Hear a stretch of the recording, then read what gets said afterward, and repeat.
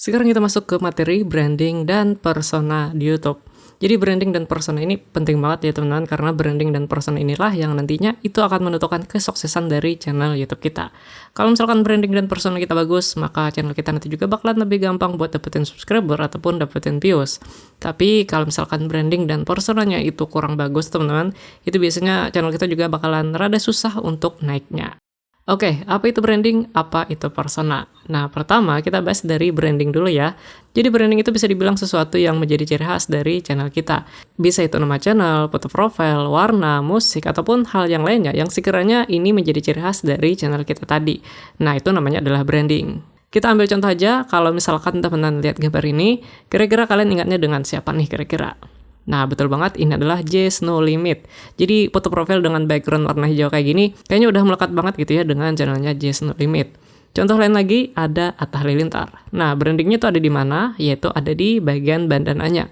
Nah, di setiap konten kan dia biasanya selalu pakai bandana di kepala. Ya, ini adalah ciri khas dari channel dia tadi.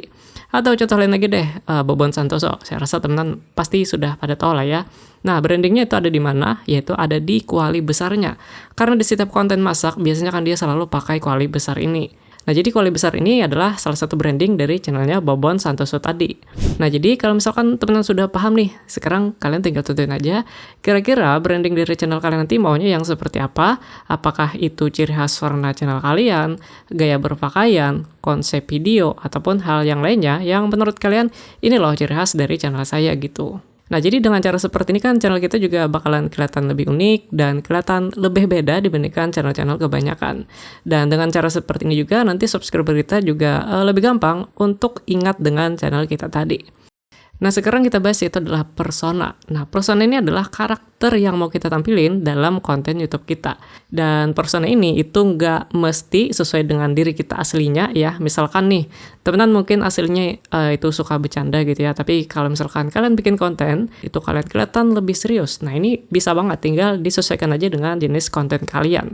Nah, awal-awal sih memang rada susah ya kalau misalkan persona kita di YouTube itu berbeda jauh dengan diri kita aslinya. Nah, tapi nanti dengan seiring berjalannya waktu, dengan kita sering bikin konten, saya rasa nanti kalian juga pasti bakalan terbiasa lah. Nah, biar kita lebih gampang untuk memahami apa itu persona, saya akan coba kasih contoh. Teman-teman mungkin kenal dengan Meow Ok ya. Meow Ok ini kan terkenal karena tidak pernah ngomong kasar sama sekali. Teman-teman yang sering nonton videonya, saya rasa pasti pada tahu lah ya seperti apa dia. Nah, sekarang pertanyaannya, apakah Meow Ok ini aslinya memang gak pernah ngomong kasar? Kita kan juga nggak tahu gitu ya. Tapi paling tidak, inilah persona yang pengen dia tunjukin di konten YouTube-nya, bahwa dia ini adalah content creator yang sangat family friendly. Contoh lain lagi, Windah Basudara. Karakter dia di YouTube kan dia suka absen penonton ya pada saat live streaming. Nah, jadi inilah cara si Windah Basudara tadi untuk berinteraksi kepada penontonnya gitu. Nah, gambaran sederhananya kurang lebih seperti itu ya teman-teman. Nah, jadi kalau misalkan teman-teman sudah paham apa itu branding, apa itu persona, nah mulai sekarang sebelum kita masuk ke pembuatan konten yang lebih jauh, alangkah baiknya teman-teman pikirin dulu nih kira-kira konsep branding kalian nanti seperti apa dan personanya seperti apa. Nah, biar nanti channel kalian juga punya ciri khas tersendiri ya, biar ada karakternya dan biar kelihatan lebih unik juga dibandingkan channel-channel kompetitor kita yang lainnya gitu teman-teman. Karena kebanyakan channel yang saya lihat ya, terutama channel-channel baru gitu, biasanya untuk branding dan personanya nggak mereka konsep dengan baik, yang penting bikin konten, udah gitu doang. Nah, jadinya kan channel mereka juga kurang menonjol ya, dan kelihatan sama antara channel satu dan channel yang lainnya teman-teman. Nah, makanya kebanyakan channel yang branding dan personanya kurang bagus, ya terutama channel-channel baru tadi, makanya mereka juga kadang agak susah juga untuk naik channelnya ya, misalkan dapetin subscriber susah, ataupun dapetin views-nya juga ya rada susah juga gitu teman-teman. Nah, gambaran sederhananya lagi ibarat kita jualan es teh nih. Kalau misalkan kita masukin ke dalam plastik kayak gini, ya kelihatan biasa aja gitu kan, sama seperti es teh kebanyakan harganya 2.000 atau mungkin 3.000. Tapi gimana nih kalau misalkan kemasannya kita ganti dengan cup, terus kita kasih stiker logo seperti ini, atau mungkin kita kasih topping kayak irisan lemon dan sebagainya. Nah, ini kan bakalan kelihatan jauh berbeda banget. Kita misalkan jual 8.000 atau mungkin 10.000, pasti juga ada yang beli. Nah, itu tadi adalah salah satu contoh pentingnya branding dan persona ya. Jadi dengan branding dan persona yang bagus, channel kita juga bakalan kelihatan jauh lebih spesial dibandingkan channel-channel kebanyakan. Kalau misalkan teman-teman tanya, contoh penerapannya gimana sih Bang? Misalnya nih, untuk konten review HP atau mungkin review gadget, Biasanya kan mereka menggunakan latar belakang yang ada lampu-lampu RGB atau mungkin ada properti gadget-gadgetnya, biar kelihatan lebih modern. Nah, jadi ini adalah contoh dari branding konten review HP tadi.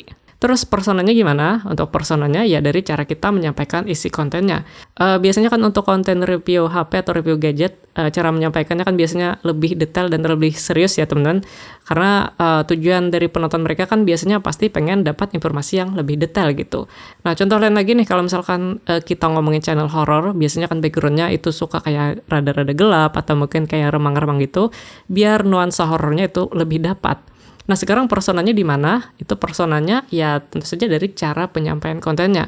Yaitu biasanya kan suka kayak agak berbisik-bisik, terus ekspresinya dibikin kayak lebih serius ya, biar kesan horornya juga makin dapat gitu. Karena kalau misalkan cara penyampaiannya ceria gitu ya, atau mungkin backgroundnya warna-warni, kan kesan horornya malah nggak dapat gitu. Nah, jadi itu ya teman-teman salah satu contoh penerapan branding dan persona tadi. Jadi nanti untuk branding dan personanya ya tinggal disesuaikan aja dengan konten yang kalian bikin.